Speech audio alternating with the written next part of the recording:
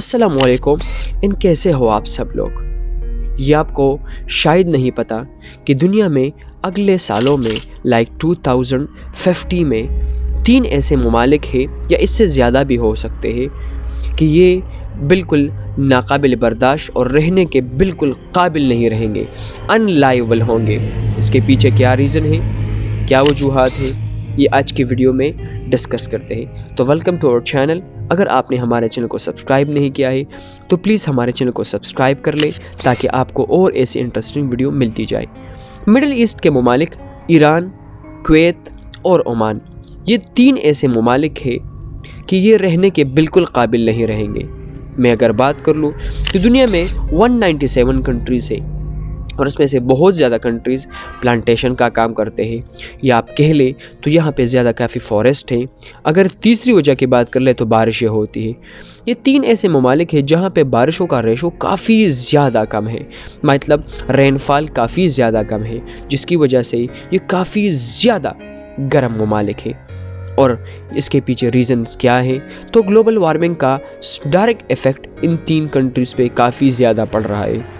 एक जियोग्राफिकल लिहाज से आपको पता होना चाहिए तो रिकॉर्ड के मुताबिक ईरान, कुवैत और ओमान में 50 डिग्री सेंटीग्रेड से भी इन्होंने एक्सीड किया है टेम्परेचर, जो यार बहुत ज़्यादा टेम्परेचर आता है। सैटरडे को 51 डिग्री सेंटीग्रेड स्वेहान, जो एक स्मॉल सिटी है दुबई की, 80 किलोमीटर अबू धाबी से दूर है, उन्होंने यार रिकॉर्ड किया था टेम्परेचर। तो यार 51 डिग्री सेंटीग्रेड ये बहुत बड़ा टेम्परेचर है। इस तरह उमीदा इन साउदर्न ईरान में 51 डिग्री सेंटीग्रेड रिकॉर्ड किया।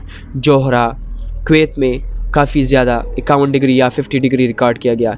इस तरह सुनैना, जो एक डेज़र्ट एरिया है, एक डेज़र्ट टाउन है ओमान का, वहाँ पे 50 डिग्री सेंटीग्रेड राउंडली रिकॉर्ड किया गया या 51 डिग्री सेंटीग्रेड रिकॉर्ड किया गया। आप जस्ट समझ ले कि 2024 और 2023 में ही ये हाल है, तो अगले 25 सालों में क्या हमारे साथ होगा। It's all about the global warming.